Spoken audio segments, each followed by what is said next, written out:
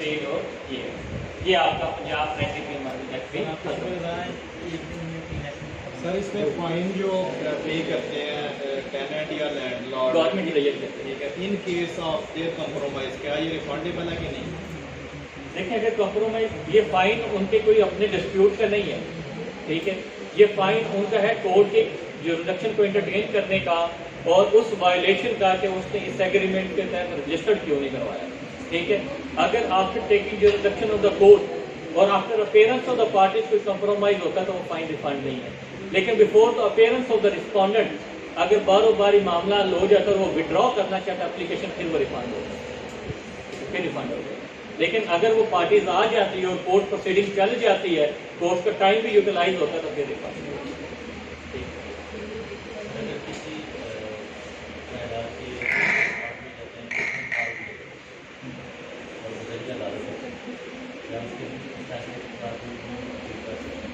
अब ये final dispute है ना, रिजॉल्व कर दिया, ठीक है, उसके खिलाफ रेंट रिन्यूअल के फैसले के खिलाफ डिस्ट्रिक्ट कोर्ट ने 30 डेज अपील फाइल करने का टाइम हाँ जी हाँ जी, एक अपील है, दूसरी रिवीजन हो, सेकंड अपील नहीं है, रिवीजन। हाँ, where there is no appeal there is revision. जी रिवीजन में जाएंगे सर।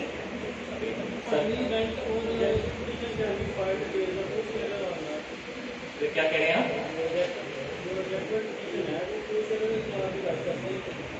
को-शेयर के खिलाफ, को-शेयर के खिलाफ एडजस्टमेंट पिटीशन नहीं फाइल, ठीक है, क्योंकि उसका राइट होता है, ठीक है, वो राइट इन द प्रॉपर्टी रखता है तो उसे रिजेक्ट नहीं किया जा सकता।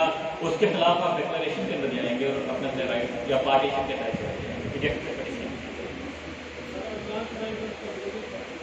हाँ जी, एडवांस रेंट मैंने बताया था कि वो जो मार्केट के अंदर प्रोसीजर चल रहा होता है कि 1 महीने के, 2 महीने के या 3 महीने का, ठीक है, इक्वल टू 3 मंथ हम एडवांस रेंट ले लेते हैं। और advance rent subject to depreciation होता है कि जो आप नुकसान करेंगे बिल्डिंग का, प्रॉपर्टी का, या उसको किराए के तौर पर भी एडजस्ट करवाया जा सकता है।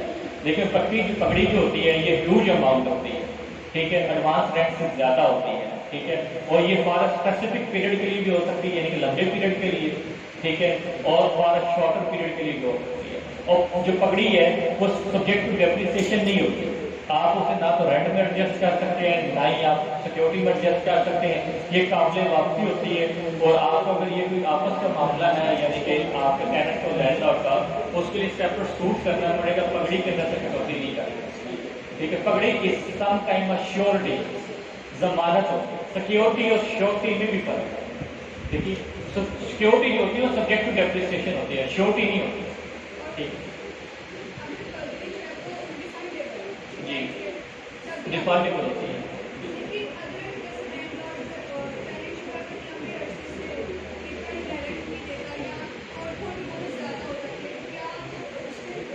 जी वो एप्लीकेशन फाइल करेंगे, ठीक है, हाँ जी, कोर्ट के ऑर्डर से reversement of funds security advance rent होती है। Advance rent according to the 1 month होता है, 1 महीने के दे दें, सिक्योरिटी 1 महीने से ज़्यादा भी होती है, 3 महीने की भी हो जाती है, ठीक है। हाँ, एडवांस रेंट जैसे कि हम कहते हैं कि 1 महीने का एडवांस रेंट दो, 3 महीने की सिक्योरिटी हो, क्योंकि आप प्रॉपर्टी यूज करने से पहले आपको रेंट देना पड़ता है। तो वो जो पहले आप रेंट दे रहे हैं, हालांकि वैसे नहीं होना चाहिए, मैंने 1 महीना गुजार लिया तब तुम वैसा रेंट लो। एडवांस रेंट इसलिए लिया जाता है कि ये बंदा बाद में देगा, ठीक है, महीना है जी, पगड़ी वापस की जाती है, रिफंड, ठीक है। सिक्योरिटी अगर तो आप जो नुकसान इतना किए जो सिक्योरिटी के अमाउंट के बराबर है तो वो काट सकती है, अगर नुकसान कम किया तो सिक्योरिटी को देंगे, तो फिर सिक्योरिटी वापस जी, जब आप छोड़ेंगे तो वो सिक्योरिटी वापस जी, तो वो रिकवर किया जाएगा आपका वो एप्लीकेशन। पब्लिक से डिडक्ट नहीं होती, अगर कोर्ट डायरेक्शन दे तो हो सकता है, without the order of the court आप पब्लिक से डिडक्ट कोर्ट के पास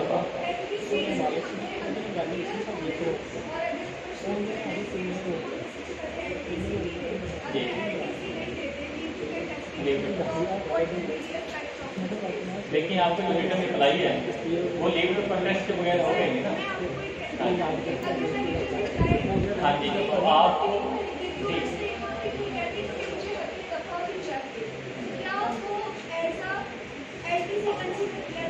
आपकी एनटीसी हक दफा ही है। सर मैं वही तो कह रही हूँ ना, मैंने इसमें हक दफा का वर्ड यूज ही नहीं करती थी कि हमारा एक केस ऐसा था हमारे पास कि जिसमें उन्होंने वकील साहब ने जवाब दावा तो दिया, उसमें उन्होंने सिर्फ सिद्धांत का ना जवाब दे दिया, निकाल है नसीब है, इस तरह से। मुझे ये बताएं कि वो केस सिविल कोर्ट में चल रहा था करेंट ट्रिब्यूनल में? रैंक ट्रिब्यूनल में चल रहा था और उसके बाद क्या किया कि हमने इसमें ये किया डेली उस पर ऑब्जेक्शन किया कि इन्होंने तो आईटीसी फाइल नहीं की, और राइट अवे मैम ने क्या किया कि उनका लिखित ऑर्डर पे इन्होंने आईटीसी फाइल नहीं की और अब टाइम लिमिट का 10 दिन से ज़्यादा कर दिया उनका राइट क्लोज करके, वो हमारा उसको फाइनल जी, राइट भी क्लोज किया जा सकता है, उनके रिटर्न रिप्लाई को स्पेक्ट आउट भी कर सकती है कोर्ट, ठीक है, उन्हें डायरेक्शन भी दे सकती है, टाइम भी दे सकती है कि आप कोई तो प्रैक्टिस अप्लाई करें, बल्कि कोर्ट को तो चाहिए कि किसी रिटर्न रिप्लाई को एक्सेप्ट ही ना करें विदाउट डायरेक्शन, क्योंकि जब लॉ आपको कह रहा है वाज़ेह तौर पे तो आपको इसमें डिस्क्रिप्शन तो यूज़ करने की जरूरत ही नहीं। जी, सर इस ऑर्डर के अगेंस्ट अपील इस ऑर्डर के लिए कह रही मैं रिटर्न रिप्लाई एक्सेप्ट नहीं करते, अगर एक्सेप्ट किया तो उन्होंने उसको रिप्लेस कर दिया, उसको वैसे ही अगर तो वो इंटर सर्किटरी ऑर्डर है तो फिर तो अपील नहीं होगी, लेकिन अगर वो फाइनल ऑर्डर पास कर दिए तो उसी के ऊपर उन्होंने इनको रिलीफ दे दिया है और कोर्ट को फाइनली डिस्पोज ऑफ कर दिया तो फिर अपील होगी। हाँ, फिर वो अपील में चला जाएगा और appeal is a continuation of the suit होती है, अपील में न्यू फैक्ट्स राइज नहीं किए जाते, ठीक है। सर एक ना क्वेश्चन है, अगर पहले वो पिछले साल जो पहले आपने बताया कि जो ग्रेजुएट रोल है जैसे रेशियो डिसाइड और स्टेट डिसाइड रेशियो डिसाइडेड और ऑपरेटर डिफरेंस क्या मैंने बताया, ऑपरेटर डिफरेंस होते हैं by the way remarks why deciding any case, ठीक है, कोर्ट जो जजेस होते हैं वो रिमार्क्स देते हैं about the demeanour of the case या किसी और केस के हवाले से about the demeanour of the lawyer, demeanour कहते हैं कैरेक्टर, ठीक है, या डिमेनियर ऑफ द विटनेस के बारे में भी रिमार्क्स देते हैं जो केस में डिसाइड नहीं किए जाते, फैसले के अंदर नहीं लिए जाते, लेकिन during the proceeding of the case लिए जाते हैं ऑपरेटर। इसका बाइंडिंग इफेक्ट मुख्तलिफ कंट्रीज में मुख्तलिफ है, यूके में it has a binding effect, India के अंदर it has a partial binding effect, Pakistan के अंदर it has no binding effect, America के अंदर it has no binding effect, ठीक है।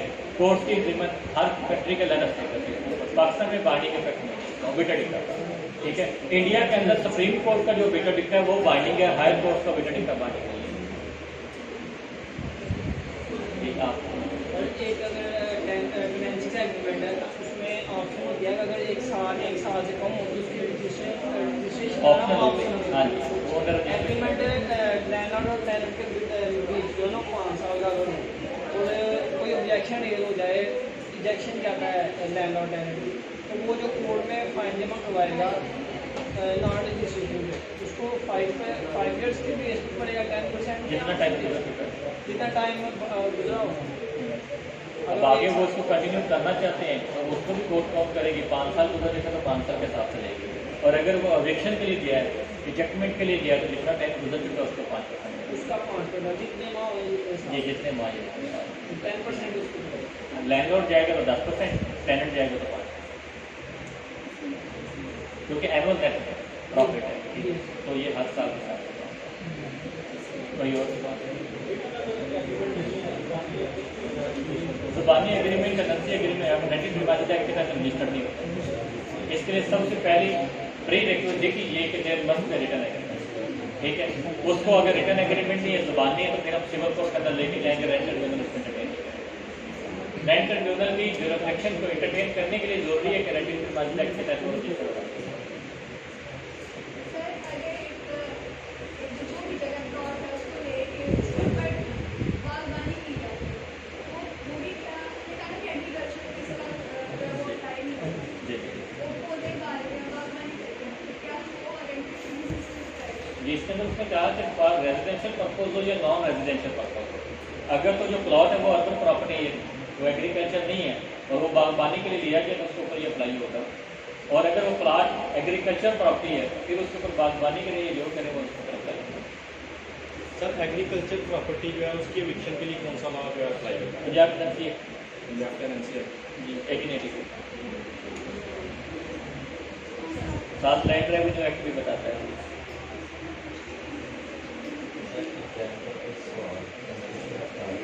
ठीक है, अच्छा ये चलें हमारा जो एक दफ़ा इलेक्शन जारी हुआ हमने स्टे चल रहा है अभी ना टेम्परेरी है, तो उसमें हमने पहले मतलब कि दरवाज़ा लगाया तो वो आके मतलब कि साइज में अदालत करते हैं, हम कंटेम्प्ट ऑफ कोर्ट फाइल करते हैं, ये हमारी पेंडिंग है अभी अदालत में।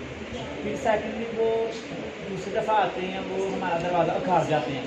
अब क्या हम दोबारा second contempt of court file कर सकते हैं? अगर करेंगे तो क्या वो मेंटेनेबल होगी भी? जी सर। जब कंटेम्प्ट ऑफ कोर्ट आपने एक दफ़ा ले ली तो आप उसी कोर्ट के अंदर दोबारा जो दूसरी दफ़ा उन्होंने वायलेशन की है उसको भी ले सकते हैं, उसके लिए सेपरेट कंटेम्प्ट ऑफ कोर्ट आपको फाइल करने की जरूरत नहीं है।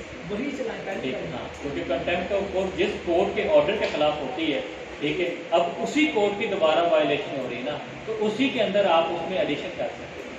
ठीक है, ये किसी और कोर्ट के पास तो जाएगी नहीं, कंटेम्प्ट हमेशा उसी कोर्ट के पास जाती है जिस कोर्ट के ऑर्डर को वायलेशन होती है। तो अभी भी उसी कोर्ट के ऑर्डर की वायलेशन होगी ना, तो दोबारा फिर उसी कोर्ट में जाना है तो हम उसे इंटीमेट करेंगे, और इंटीमेट को साबित करने के लिए हम लोकल कमीशन अपॉइंट करवा सकते हैं कि ना कमीशन अपॉइंट कर लें, पहले इस बात के ऊपर था, हम अब इस बात के ऊपर। ठीक है, तो वो उसी कोर्ट के अंदर डबल कंटेम्प्ट करें। मतलब सर ये कि पहले ही कंटेम्प्ट ऑफ कोर्ट को हम अमेंड करें। जी, उसको अमेंड करने के लिए भी कह सकते हैं, और आप ऑरल आर्गूमेंट्स के अंदर कमीशन अपॉइंट करवा के भी आप कर सकते हैं। अच्छा जी, आप हमारी चीज़ थी जो नेक्स्ट थी कि पेपर किस तरह से अटैम्प्ट करना है। ठीक है, खास तौर पे प्रपोजिशन को किस तरह से अटैम्प्ट करना है। ठीक है, अगर तो आपको सीधा सीधा सवाल आ गया उसको तो मसला ही कोई नहीं, उसको आप सब लोगों ने कर लेना है, लेकिन उसमें भी थोड़ा सा डिफरेंशिएट आपने इस तरह से क्रिएट करना है। सपोज करें, ठीक है, कि पंजाब एंटी मार्जिन एक्ट से बिल्कुल सिंपल सा सीधा सा सवाल आ गया, वो पूछ लेता है कि what are the terms and conditions of the tenancy agreement. ठीक है, तो आप उसको करने से पहले थोड़ा सा हिस्टोरिकल बैकग्राउंड बताएं पंजाब एंटी मार्जिन एक्ट का। ठीक है, आप इसको इंट्रोडक्शन जो होगा ना आपका, वो आपका लॉ के बारे में होना चाहिए।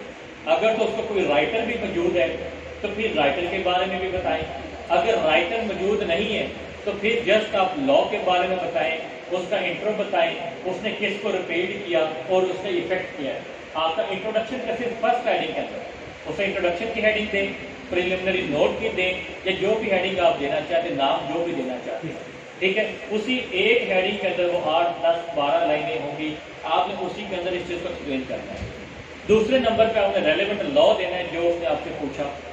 ठीक है, उस रेलेवेंट लॉ के बाद तीसरे नंबर पे हमें देना है क्रॉस रेफरेंस। इसको लिंक और कौन कौन करता है। ठीक है, ऑर्डिनेंस है तो ऑर्डिनेंस कॉन्स्टिट्यूशन लिंक करता है। ठीक है, अगर जुवेनाइल है तो उसको 25, 35 लिंक करता है। ठीक है, और इसी तरह एक्ट है उसका कौन सा आर्टिकल लिंक करता है। ठीक है, प्रेसिडेंट है तो कौन सा आर्टिकल लिंक करता है, ये आपने क्रॉस रेफरेंस देना है, या ये बात किसी और लॉ के अंदर दी हुई है कि नहीं दी हुई। ये प्लस पॉइंट है ब्यूटी ऑफ योर क्वेश्चन। अगर आता हो तो ठीक है, ना आता हो तो गलत नहीं लिखना। ठीक है, आप याद रखें जो बच्चे पास होते हैं इनका पेपर रीचेक होता है, और जिन्होंने रीचेक करना है the rechecker must be the state of the district and session जज, मस्ट बी एटलीस्ट। इस दफ़ा तो हाईकोर्ट के जस्टिस ने रीचेक किए। Initially 52 students were pass, but rechecking के अंदर 24 बच्चे मजीद निकाल दिए गए, 28 स्टूडेंट। ठीक है, तो आप पास होने के बाद आपका रिजल्ट अनाउंस होने से पहले आपके पेपर में रीचेक होना है। तो रीचेक एक ऐसा जज कर रहा है जिसको हमसे बहुत ज़्यादा लॉ आता है। अगर वो डिस्ट्रिक्ट जज भी तो कम अज़ कम 25 साल अदालतों के अंदर वो फैसले दे चुका है, and he has come to know about this little aspects और लिटिल बेयर एक्ट। उसे छोटे बेयर एक्ट के बारे में बहुत कुछ पता होता है, आप उसको चेक नहीं कर सकते, और हाईकोर्ट का जस्टिस तो फिर उससे भी बड़ी बला होती है।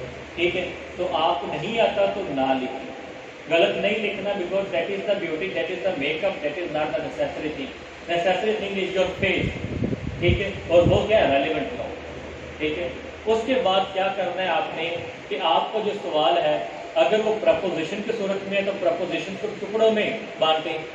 ठीक है, कि इस प्रपोजिशन के अंदर क्या क्या चीज़ें उसने पूछी हुई है, फिर उन तमाम टुकड़ों को एक टुकड़ों के जो पॉइंट्स बता लिए आपने, यानी कि फैक्ट्स बना लिए, ओपीपी ओपीडी किस तरह अदालत के अंदर बनाते हैं, ठीक है, वो भी एक प्रपोजिशन ही होती है ना, आपने बना लिए तो उन सब को आउटलाइन देते जाए, वो 4 बनी है 5 बनी है, तो उन 5 के विद रेलेवेंट लॉ एक्सप्लेन करते जाए एक एक पैराग्राफ में। लंबे पैराग्राफ भी नहीं बनाने और हेडिंग्स भी नहीं देने, ठीक है, और उनको आपने एक एक पॉइंट के अंदर एक्सप्लेन करना है। एक्सप्लेन करने के बाद अगर उसके ऊपर आपके पास कुछ सजेशन हैं तो वो आप ज़रूर दें, लेकिन with in the एम्बर्स of the law, not your opinion, ठीक है। अगर कोई लैंडमार्क जजमेंट है उसके ऊपर तो वो देनी है, अदरवाइज आम ये जजमेंट जो है, साइटेशन है, इसको लिखने का कोई फायदा नहीं, टाइम ज़ाया नहीं करना, ठीक है। अगर कोई लैंडमार्क जजमेंट उस टॉपिक के ऊपर आपके पास मौजूद है तो आप उसको लिखें और एंड पे एनालिसिस देना आपने अपना, एनालिसिस ज़रूर देना आपने अपना। वो आपसे 3 to 4 पेज का सिर्फ सवाल मांग रहा है, टू द पॉइंट और रेलेवेंट रहना है, आपने इधर उधर नहीं जाना, ईस्ट अबाउट नहीं करना, ठीक है। और आपका वो आंसर 2 पेज पे हो जाए, 3 पे हो जाए, 4 पे हो जाए। अगर आपको लगता है कि आप सेटिस्फाइड हैं, आपने सारा एक्सप्लेन कर दिया जो उसने पूछा था, तो आप उसको ख़त्म कर दें। लेकिन अगर सवाल ऐसा है जिसके दोनों एम्बर्स हैं, जिस तरह लास्ट टाइम में वो स्कोरदारी वाला सवाल था, उसके 2 एम्बर्स बनते हैं। एक तो एसेंशियल्स ऑफ स्कोरदारी उसके अंदर आता था, फिर स्कोरदारी डिसमिस हुई है। डिसमिस होने के बाद हम सबको पता है प्रैक्टिसिंग लॉयर को कि रिवीजन फाइल होगी उसके खिलाफ, लेकिन रिवीजन किस सूरत में होनी है? जब स्कोरदारी को पूरा डिसाइड किया जाता है, या तो ग्रांट की जाती है, डिसमिस की जाती है, after deciding all the factors, तो फिर रिवीजन होगी। यहाँ पे तो क्लरिकल मिस्टेक्स आ गई थी, तो आपने वहाँ पे ग्राउंड देनी है कि अगर क्लरिकल मिस्टेक आ जाए, ठीक है, अगर जो फैक्ट्स एंड फिगर्स हैं वो मैच ना हो रहे हो, तो फिर आप सेम कोर्ट पे भी स्कोरदारी फाइल कर सकते हैं, सेम जज के पास भी कर सकते हैं। तो दिस क्वेश्चन है 2 एम्बर्स, तो आपने दोनों एम्बर्स को एक्सप्लेन करना है। सिंपल ये नहीं कह देना कि जनाब जस्टिस ने डिसमिस कर दिए, अब सिर्फ रिवीजन, इसके अलावा कोई और रास्ता नहीं, ठीक है। सेक्शन 152 CPC में और इसके साथ साथ CRPC में भी हमें इजाज़त दी जाती है, ठीक है। तो ये इस चीज़ को आपने याद रखना है, जो 2 एम्बर्स हैं उनको दोनों एम्बर्स में, और जो बिल्कुल सीधा सीधा सवाल है, ठीक है, उसके अंदर आपने हिस्टोरिकल बैकग्राउंड, कॉज, उसको बड़े अच्छे तरीके से लिखना है। फिर जो सवाल उसने आपसे पूछ लिया है उस सवाल को आप आगे लेके चलते हैं, ठीक है। 4 से 5 पेज से ज़्यादा आपका सवाल नहीं होना चाहिए, टू द पॉइंट रहना है और रेलेवेंट रहना है, और रेलेवेंट लॉ के साथ आपने इसको जवाब देना है। क्रॉस रेफरेंस जितने मैच करेंगे ना, उतनी आपके पेपर के अंदर खूबसूरती हो जाएगी। यानी कि एग्जामिनर को बताएं कि जनाब ये जो आपने मुझसे पूछा तो इस किताब में है, लेकिन यही बात फलानी किताब के अंदर भी लिखी हुई है। बोलते हैं लेबर पार्टी पूछ लेता है, ठीक है, बताएं 403 CRPC के अंदर है, बताएं सेक्शन 11 CPC के अंदर है, बताएं सेक्शन 26 जनरल क्लॉजेज एक्ट के अंदर है, बताएं article 13 of the constitution of the Pakistan के अंदर है, ठीक है। तो ये आपकी ब्यूटीफाई करेंगे आपके पेपर को। जितना पेपर ब्यूटीफाई होगा दूसरे से डिफरेंट होगा, क्योंकि 403 हर एक ने बताना है, ठीक है।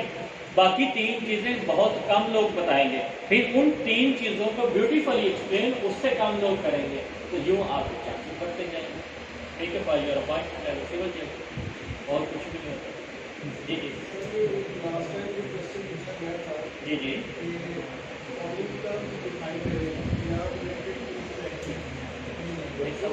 क्या सवाल है?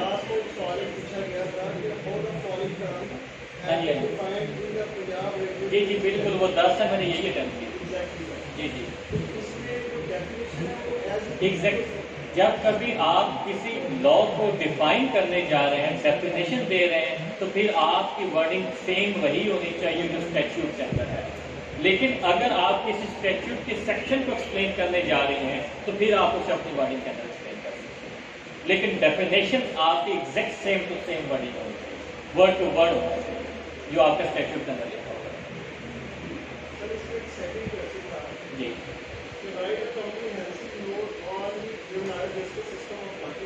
जी हाँ जी, क्योंकि ये पार्लियामेंट के अंदर बिल चला गया है, इसके ऊपर मजीद अमेंडमेंट्स होने लगी हैं, इम्प्रूवमेंट्स होने लगी हैं, और इसके अंदर बहुत ज़्यादा इम्प्रूवमेंट्स चाहिए। इसको जुवेनाइल को मैंने कल पढ़ाते हुए बताया था कि UNCRC is the base of the Juvenile Justice System Ordinance और Juvenile Justice System Act। UNCRC क्या होता है? United nation convention on the rights of the children, ठीक है। उसको सामने रखते हुए आप जितनी ज़्यादा बेहतरी की तरफ इसको कह सकते हैं, वो सारी बेहतरी उसके अंदर सजेशन आप दे सकते हैं, and you are at liberty जो आपके जेहन के अंदर आती है, लेकिन वो क्लिक करें उसको एग्जामिनर को, ठीक है। फिर इसके साथ साथ लाहौर हाई कोर्ट की जजमेंट है उसे ज़रूर पढ़ना चाहिए, PRD 2005 लाहौर 15, ठीक है, मैंने कल लिखवाई भी थी। उसके अंदर हाई कोर्ट ने बहुत ज़्यादा रिकमेंडेशन दी हुई है, ठीक है, कि ये चीज़ें ऐड करो। और हाई कोर्ट ने उस जजमेंट में स्ट्रक डाउन किया था जुवेनाइल जस्टिस सिस्टम ऑर्डिनेंस को, ठीक है, और फिर जुवेनाइल जस्टिस सिस्टम एक्ट बना, लेकिन एक्ट बनाते हुए भी उन सारी रिकमेंडेशन को फॉलो नहीं किया गया। वो आपको हाई कोर्ट जजमेंट से भी बहुत ज़्यादा रिकमेंडेशन मिल जाएगी कि जनाब ये फॉलो नहीं की गई, इसको मज़ीद फॉलो करें, ठीक है। तो ये वो भी आप इन्हें एक्सप्लेन कर सकते हैं। मेरा ख्याल है कि आप लोग का फिलहाल मुझे भी कॉल्स आ रही हैं। इंशाल्लाह मैं कोशिश पूरी करूंगा कि नेक्स्ट संडे आप लोगों से मुलाकात हो, क्योंकि सरस ने भी मुझे कहा, सेक्रेटरी साहब ने भी कहा, तो मैंने उन्हें कहा जी कि मैं रात को नहीं रह सकता, यानी कि ऐसा तो नहीं हो सकता कि मैं सैटरडे को आऊँ और संडे को जाऊँ, जैसे आज मुझे रात स्टे करना पड़ा, ठीक है। लेकिन ये है कि मैं संडे को आ सकता हूँ और संडे को ही लेक्चर दे के वापस चला जाऊँ, तो वो मैं इंशाल्लाह सारंस के साथ, लेकिन फिर वो ऐसा होगा ना, फिर उस दिन सारंस में सिर्फ संडे को ही आएंगे, ठीक है, वो भी फिर सैटरडे को नहीं आएंगे। सर हम आपके मुंतज़िर रहेंगे। हाँ जी, मैंने प्रीएम्पशन के नोट्स बनाए थे, अपने रैंकिंग क्रिमिनल एक्ट के बनाए थे, और इसके अलावा क्रिमिनल लॉ पे जो प्रैक्टिकल अप्रोच है ना, जैसे 342 से स्टेटमेंट कैसे लिखते हैं, कन्फेशन कैसे लिखते हैं, ठीक है, और इसके अलावा बेल का ऑर्डर कैसे लिखते हैं, रिमांड का ऑर्डर कैसे लिखते हैं, ये मैंने बनाए हुए हैं। वो मैं सारी के सारी इंशाल्लाह, क्योंकि आज की क्लास में हम मेरी आप लोगों के साथ प्लान नहीं थी, ठीक है। मैं सुबह 8:30 बजे उठने का आती हूँ, ठीक है। मैं उठ रहा हूँ तो सारा उसका मैसेज आया हुआ था कि जनाब तो मैं आज कोई काम तो नहीं है, तो मैंने कहा कि नहीं, वर्कशॉप गाड़ी को लेके जाना है, तो गाड़ी आवाज़ दे रही है, उसे वर्कशॉप लेके जाना है, तो कहते यार सियालकोट जाना है, तो शाम को वापस आ जाए। तो झूठ बोला कि शाम को आ जाएंगे, फिर इधर आ ठीक है। हाँ, इधर आके मुझे कहा कि वो सेक्रेटरी साहब ने भी कह दिया कि यार पुलिस कल का भी टाइम दे दें, क्योंकि अभी तक माँ बाप को बताया सुना तो वो परेशान होते हैं रात के रहने, ठीक है। जब सीट पे बैठ जाऊँगा फिर अपनी मनमानियाँ करें, फिर मैं क्या क्या नहीं हाँ, अभी थोड़ा थोड़ा सा ना उनके है तो माननी पड़ती उनकी हक भी है, ठीक है। हाँ जी, तो मैं ये कोशिश करके आ जाऊँगा, और इंशाल्लाह मैंने वैसे जिम्मेदारी भी लगाई है, जो सेफ लड़का नहीं है इधर मेरे साथ दोस्त मेरा, उसको मैंने कहा कि आप लाहौर आओगे तो मेरे से ले लेना और साथ को, ठीक है। अगर कोई लाहौर आके लेना चाहे तो वो तो मुझसे ले सकता है जल्दी, लेकिन कोशिश करूँगा मैं नेक्स्ट संडे आप लोगों को। हाँ जी, सारस की अकेडमी के अंदर सारा कुछ बनी हुई। मैं बेरट्स को बड़े शौक से पढ़ता था, ठीक है। फिर मैं हर बेरट गूगल जरूर करता था, उसकी हिस्ट्री वगैरह मैं जरूर देखता था, और उसने किन चीज़ों को रिपीट किया, किन चीज़ों को ओवर राइडिंग इफेक्ट दिया, ये चीज़ें मैं जरूर देखता था, और ये चीज़ें मैंने पेपर के अंदर भी देखी। फिर लैंडमार्क जजमेंट पढ़ने का मुझे बहुत शौक है। मैं जो बाबे होते हैं ना कि 40-50 साल की सही प्रैक्टिस कर रहे होते हैं, सियासी भी जो प्रैक्टिस कर रहे होते हैं, उनसे मैं मिलता होता था, ठीक है। या अगर मुझे वो बाबा नहीं ना मिलता तो मैं हाई कोर्ट की किसी जस्टिस की मिन्नत कर लेता था, ठीक है, या किसी रजिस्ट्रार की, हर जस्टिस का एक रजिस्ट्रार भी होता है, उसकी मिन्नत करता था। हाई कोर्ट में रजिस्ट्रारों के साथ मेरे सबके साथ सुनाम हुआ है, ठीक है। उनसे मैं पुरानी फाइलें निकालता था, बड़े मोटे मोटे जो केस होते हैं उसके अंदर से मैं निकाल लेता था। या मैं जो लाइब्रेरियन आपको होता है नहीं, बड़ा एक्सपर्ट होता है, इसके साथ बना के रखें, आपको बड़ा सिखाता है। अगर बना के ना रखें, सिर्फ वो 25 उसे दें तो किताब निकाल कर रख दे तो कहना आपको देखो, ठीक। लेकिन आप उसको थोड़ा सा बना के रखें, बना के बाद उनको बर्गर शर्गर को चाय शाय पिलाओ, ठीक है, तो वो आपको बताएगा कि ये कैसे कैसे और कौन कौन सी जजमेंट्स इंपॉर्टेंट है। वो बड़ी सपोर्ट करते होते हैं, लाहौर में तो कर देते हैं, बाबे होते हैं, ठीक है, वो करते हैं। और अगर लाइब्रेरियन से प्रिंट ले ना, ठीक है, अगर उसके 50 बनते तो उसे 100 दें, वो आपको बताएगा सारे क्या भी है, ठीक है। तो ये इस तरह से थोड़ी सी स्ट्रगल खुद कर लें, थोड़ा सा पढ़ लें, तो आपको बड़ा कुछ सीखने को मिलेगा। तो बेरक्स मेन चीज आपके पास होंगे। अभी ये जो 3-4 सेक्शन में आप लोगों से पूछता ना पढ़ाते हुए, सिर्फ आप लोगों को एक्टिव करने के लिए पूछता हूँ, वरना मुझे पता होता है वो सेक्शन, ठीक है। इससे आप लोग थोड़ा सा एक्टिव हो जाते हैं कि आप लोगों की तरफ से भी थोड़ी सी आवाज़ आ जाती है।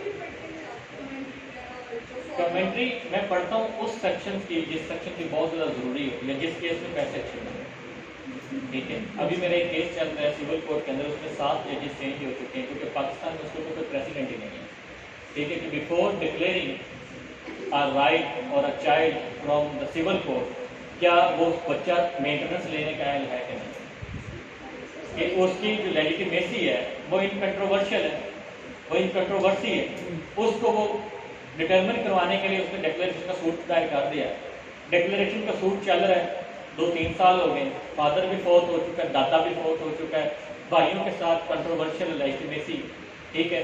और अब इसी दौरान वो मेंटेनेंस लेना चाहता है, बच्चा डिक्लेयर नहीं हुआ, मेंटेनेंस लेना चाहता है। किससे लेगा उसका फादर? हाँ, किससे लेगा? फादर भी नहीं, दादा भी नहीं है, क्योंकि जनरल लॉ ये उसकी। अब इसके बाद आ जाता है कि उसकी property left by the father वो दूसरे भाइयों के पास है, उसके ऊपर स्टे लगा हुआ है, लेकिन प्रॉपर्टी से भी तब लेके जब ये पता चलेगा कि उसका है कि नहीं। अब मेंटेनेंस यहाँ पे किस सूरत में दिया जा सकता है, इस चीज़ को डिसाइड करना, और इसके ऊपर हाई कोर्ट और सुप्रीम कोर्ट में मुझे कोई फैसला नहीं मिला।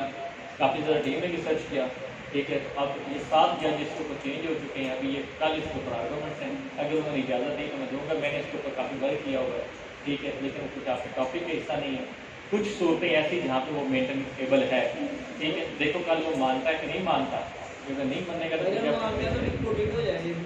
ये भी ठीक है। इससे पहले मेरी हुई थी ये हक महल को इंक्रीज करने की पावर के ऊपर, हाई कोर्ट के पास पावर होती है किसी भी चीज़ को हक महल को इंक्रीज कर सकता है, और अप टू दैट एक्सटेंड किया जा सकता है, ताकि ये जो मैरिटल ऑब्लिगेशन है, जो ये निकाह की डिग्निटी है, इंटेग्रिटी है, इसको कायम रखा जाए। और ये उन बच्चों के लिए इतनी ज़्यादा जो ये बाहर की शादी कर लेते हैं, वक्ती जोश होता है, ठीक है, और उनके रिश्ते फादर टाइम पे टूट जाते हैं, 2 महीने 4 महीने 6 ये कुछ साल ले जाता है, लेकिन वो निकाह के इंटेग्रिटी में डावर इंक्रीज कर दिया जाए। प्राइमरली ये मियाँ बीवी का हक है कि वो अपनी मर्जी से डिसाइड करें, अदालत को कोई ऐसा हक नहीं है कि वो इसे रिपोर्ट करे। यहाँ फैमिली कोर्ट में गए, उसने कहा कि मैं कैसे कह सकती हूँ, ठीक है, डिस्ट्रिक्ट कोर्ट में उसने कहा मैं कैसे कह सकता हूँ, एट द एंड हम हाई कोर्ट के अंदर गए और उसके डावर अमाउंट को मैंने 5 लाख से 50 लाख करवाया, बल्कि 50,000 से 50 लाख करवाया, और अब वो रिश्ता उनका अभी तक इस वजह से कायम है कि वो तलाक देगा तो 50 लाख देना पड़ेगा। भाई ठीक है, उसने गलती कर दी है, लेकिन इस रिश्ते को तो कायम रखो। 50,000 तो वो मुंह तो मार देते जाके, चल वही दे देना। अब अगर ये खुला भी लेगी तो 25 लाख देना पड़ेगा, ठीक है। वो इसका ख्याल रखे कि किसी को तशद्दुद नहीं करेगा कि ये खुला ना ले ले, ठीक। तो इस इंटेग्रिटी का थोड़ा सा कहना, ये मेरी जजमेंट रिपोर्ट है। वो भी 2020 के अभी साइटेशन तो किताब में बाद में आएगी, अनवार उल हक पन्नू साहब के पास है, ये 2020 फरवरी के अंदर।